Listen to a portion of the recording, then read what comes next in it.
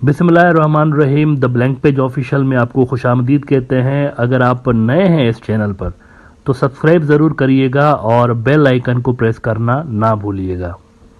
नाजरीन, कल इस मुद्दे पे मैंने बात की थी कि ये जो एक परसेप्शन कायम की जा रही है ख़ासतौर पर इंडियन मीडिया की जानिब से कि जापान जो एंट्री मार रहा है साउथ एशिया के अंदर इंडिया के साथ मिलके, तो इसमें वो कोई चाइना के खिलाफ पावरफुल ब्लॉक यहाँ पर क्रिएट कर सकते हैं, क्योंकि जापान के पास जाहिर सी बात है पैसा है, टेक्नोलॉजी है, तो उसको वो यूज़ करते हुए यहाँ पर चाइना को काउंटर कर सकते हैं अलॉन्ग विद इंडिया। ये एक परसेप्शन कायम की जा रही है। और मैंने फिर एक आर्टिकल भी डिस्कस किया था इंडिया के ही एक न्यूज़ आउटलेट के अंदर, इंडिया नैरेटिव में ये बात छपी थी कि Japan Bangladesh partnership yielding new Indo Pacific doctrine to counter China. यानी जापान और बांग्लादेश की पार्टनरशिप को भी वो इस हवाले से देख रहे थे कि ये कोई एंटी चाइना जो अलायंस यहाँ पर बनाने की कोशिश की जा रही है ना, उस हवाले से इसको देख रहे थे। अच्छा, इसके अलावा भी बहुत सारे इंडियन न्यूज़ आउटलेट्स ऐसे हैं जो कि ये तासुर देने की कोशिश कर रहे हैं कि जापान यहाँ पर इंडिया के साथ मिलकर कोई इस तरह की कार्रवाई कर रहा है ना। सवाल यहाँ पर यह पैदा होता है कि क्या जापानीज और इंडियंस बांग्लादेश को वाकई में एंटी चाइना बना सकते हैं, और वो क्या उनको वाकई में चाइना के खिलाफ यूज़ कर सकते हैं। अगर जापानीज फॉर एग्जांपल पैसे लेकर आते हैं, जो कि वो लेकर आ रहे हैं, मतलब एक बहुत बड़े इन्वेस्टमेंट पार्टनर हैं ढाका के, और बांग्लादेश के अंदर काफ़ी उनके प्रोजेक्ट्स चल रहे हैं। अगर वो बहुत सारा पैसा ले आते हैं और अगर वो यहाँ पर इन्वेस्टमेंट लेकर आते हैं, टेक्नोलॉजी लेकर आते हैं, तो क्या इससे बांग्लादेश स्विंग हो जाएगा जापान की तरफ? ये एक बड़ा क्वेश्चन है। मेरा पर्सनल ओपिनियन ये है कि ऐसा नहीं होगा। इसकी वजह मैं आपको बताता हूँ। इसकी वजह खुद इंडिया है।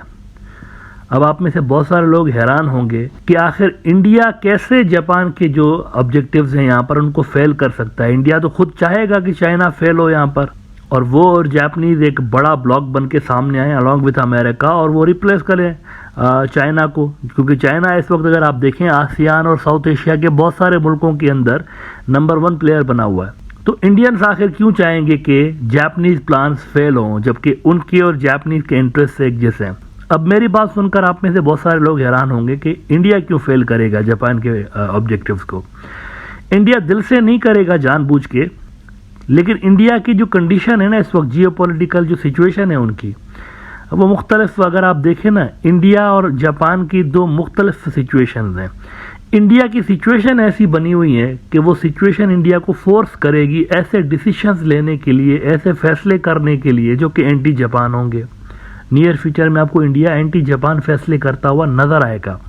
मार्च के अंदर जापानीज प्राइम मिनिस्टर आए किशिदा साहब, और बड़ी ज़बरदस्त उनकी मुलाकात हुई, इंडिया के अंदर आए और उनकी ज़बरदस्त मुलाकात मोदी साहब के साथ हुई।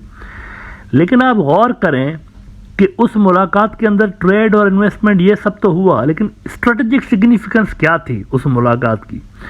उन्होंने बड़ा जोर दिया free and open Indo Pacific, और ये सारी बातें तो वो करते रहे, लेकिन रशिया के खिलाफ जाने पर भी उन्होंने जोर दिया। मतलब अगर देखा जाए तो उनकी एक कोशिशों का नतीजा ये भी था, डिप्लोमेट्स जो थे उनके जापानीज, कि कोई रशिया के खिलाफ इंडिया कोई स्टांस ले, लेकिन इंडिया ने स्टांस नहीं लिया रशिया के खिलाफ। इस वक्त अगर आप केयरफुली देखें ना, एक बुनियादी कन्फ्लिक्ट ऑफ इंटरेस्ट है जापान और इंडिया के दरमियान, जो कि इंडियन एक्सपर्ट्स को नज़र नहीं आ रहा। और सॉरी टू से, लेकिन बांग्लादेश के अंदर भी बहुत सारे लोगों को, बहुत सारे जो प्रो इंडिया एनालिस्ट हैं, उनको नज़र नहीं आ रहा। वो समझ रहे हैं कि वाकई ये कंटेनमेंट ऑफ चाइना हो सकती है जापान को यूज़ करते हुए। बहुत बड़ा कन्फ्लिक्ट ऑफ इंटरेस्ट है जापानीज और इंडियंस के दरमियान, और वो क्या है देखें। जापान का इस वक्त अगर थ्रेट नंबर 1 चाइना है, तो चाइना अकेला उनके लिए थ्रेट नंबर 1 नहीं है, रशिया भी है, और वही रशिया इंडिया का स्ट्रेटेजिक पार्टनर है। तो हुआ ना एक बहुत बड़ा क्लैश ऑफ इंटरेस्ट दोनों के दरमियान। इंडियंस को Russian technology, Russian weapons, Russian spare parts, Russian oil चाहिए। जापानीज को ये चीज़ें नहीं चाहिए। जापानीज चाहते हैं कि इंडिया और रशिया के टाइज डाउनग्रेड हो, लेकिन इंडियंस ये नहीं चाहते, और ख़ासतौर पर इंडियन मिलिट्री ये नहीं चाहती।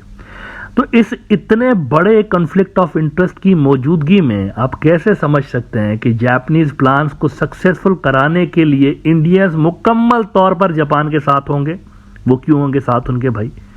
मतलब जापानीज डिजाइन्स का कामयाब होना मतलब रशिया की नाकामी, चाइना की नाकामी, चाइना अकेले की नाकामी नहीं है, रशिया की भी नाकामी है।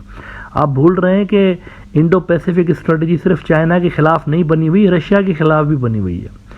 तो जापानीज के 100% साथ नहीं होंगे इंडियंस, वो आधा उनके साथ होंगे, आधा नहीं होंगे। जापान और इंडिया की पोजीशन डिफरेंट है बिल्कुल। जापानीज जो है ना बिल्कुल प्रॉक्सी बने हुए हैं अमेरिकन की। इंडियंस कुछ जगहों पे अमेरिका की प्रॉक्सी बने हुए हैं, कुछ जगहों पे स्ट्रेटेजिक ऑटोनॉमी अपनी जाहिर करने की कोशिश कर रहे होते हैं, खासतौर पर रशिया के मामले में। रशिया के मामले में इंडियंस आप देखें, अमेरिका के दबाव के बावजूद उन्होंने तेल लिया ना रशिया से, और अमेरिका के दबाव के बावजूद S-400 लिए ना, तो ये क्या कर रहे हैं इंडियंस, अपनी स्ट्रेटेजिक ऑटोनॉमी जाहिर कर रहे हैं, जबकि जापानीज मुकम्मल तौर पर प्रॉक्सी बने हुए हैं। तो दोनों मुल्कों के अंदर बुनियादी कॉन्फ्लिक्ट ऑफ इंटरेस्ट है। ये दोनों जब मिलकर साथ में भी कोई काम करेंगे ना यहाँ रीजन के अंदर, तो उसमें भी फॉल्ट्स होंगे, फॉल्ट लाइन होगी जिसको आसानी से चाइना एक्सप्लॉइट कर सकता है। तो बांग्लादेश के अंदर ये जो look east act east policy जो भी इंडिया ने बना रखी है कि वो नॉर्थ ईस्ट को जोड़ रहे हैं बांग्लादेशी पोर्ट्स के साथ यूजिंग जापानीज असिस्टेंस, इसके अंदर भी फॉल्ट लाइंस हैं। ये भी मुकम्मल तौर पर चाइना के अगेंस्ट यूज नहीं हो सकती क्योंकि यहाँ रशिया का फैक्टर भी है। दूसरी बात यह है कि इंडिया इस साल दो बहुत बड़े इवेंट्स मुनक्किद करवा रहा है। एक तो SCO का इजलास आप देख रहे हैं हो रहा है, जुलाई के अंदर इसके जो हेड्स ऑफ द स्टेट्स हैं उनका भी इजलास होने वाला है, और दूसरा G20 की समिट इंडिया के अंदर हो रही है। अब ये दो बड़े इजलास इंडिया के अंदर होने हैं ना, ये हो ही नहीं सकते जब तक चाइना की असिस्टेंस ना हो। इंडिया ये दोनों इजलास चाइना के बिना नहीं करा सकता। फॉर एग्जांपल इस वक्त अगर इंडिया जापान के कहने पे कोई ऐसी हरकत कर देता है जो कि एंटी चाइना है, और चाइनीज उधर से कह दें कि जाओ हम नहीं आते SCO के अंदर, जाओ हम G20 में नहीं आते, तो आपको क्या लगता है चाइनीज अकेले नहीं आएंगे? सवाल ही पैदा नहीं होता। वो सारे मुल्क जो कि प्रो चाइना है वो भी नहीं आएंगे, तो ये तो ठुस हो जाएगी इनकी G20 और SCO, ये ठुस हो जाएगा। चाइना का डिप्लोमेटिक इन्फ्लुएंस ये तो दुनिया जानती है ना, उनका डिप्लोमेटिक इन्फ्लुएंस इंडिया से ज़्यादा है, ग्लोबल इन्फ्लुएंस उनका जो है। तो चाइना अगर चाहे तो G20 SCO फ्लॉप करवा सकता है इंडिया के अंदर। तो इंडिया को ज़रूरत है चाइना की, लिहाजा नियर फ्यूचर में कम से कम इस साल तो इंडिया एक हद से ज़्यादा रेड लाइन क्रॉस नहीं करेगा चाइना के खिलाफ। ये नमस्ते की जगह हाथ मिला लिया, ये इस तरह की भाषणबाजी ड्रामेबाजी अपनी पब्लिक को दिखाते रहेंगे, लेकिन उनकी मजबूरी है, वो एक हद से ज़्यादा एंटी चाइना नहीं होंगे इस साल, ये उनकी मजबूरी है। और जापानीज चाहते हैं कि वो एंटी चाइना बन जाए, तो यहाँ पर भी इंडियंस उनको फैसिलिटेट नहीं कर सकते। तो किसी भी थ्योरी को एक्सेप्ट करने से पहले, अब अपेरेंटली आपने देखा यार ये तो पैसे डाल रहे हैं और ये तो जो है वो इन्वेस्टमेंट कर रहे हैं, ये तो ट्रेड के एग्रीमेंट्स कर रहे हैं जापानीज और इंडियंस, तो इससे कोई बहुत बड़ा कोई रीजन के अंदर यानी जो है वो बहुत बड़ा कोई तब्दीली हो जाएगी, ऐसा नहीं होता। ये वाली चीज़ें काफ़ी नहीं होती। किसी भी रीजन के अंदर ब्लॉक बनाने के लिए स्ट्रेटेजिक इंटरेस्ट जो है ना वो बड़े ज़रूरी होते हैं, उनको फॉलो करना, उनको देखना ज़रूरी होता है। तो इन स्ट्रेटेजिक ऑब्जेक्टिव्स की कन्वर्जेंस बड़ी ज़रूरी होती है। इंडिया और जापान के स्ट्रेटेजिक ऑब्जेक्टिव्स की कन्वर्जेंस नहीं है। अमेरिका और इंडिया के स्ट्रेटेजिक ऑब्जेक्टिव्स की कन्वर्जेंस कुछ मकामात पे है, चाइना के अगेंस्ट है, रशिया के अगेंस्ट नहीं है। तो इसीलिए ये जो चाइनीज़ और रशियन ग्रुप है ना, ये इसीलिए स्ट्रांग है दुनिया के अंदर। ये जहाँ भी जा रहे हैं रशियंस और चाइनीज़ के एक ही मकासद होते हैं, एक ही जैसा उनकी ऑब्जेक्टिव्स एक ही होते हैं। जबकि जो अमेरिकन ब्लॉक होता है और जापानीज़ और ये जो इंडियंस होते हैं, इनके आपस के अंदर ही आपको डिफेक्ट्स नज़र आते हैं। एक ग्रुप एक चीज़ चाहता है, दूसरा ग्रुप दूसरे। अब यहाँ पर इंडिया मिसफिट होता है बेसिकली।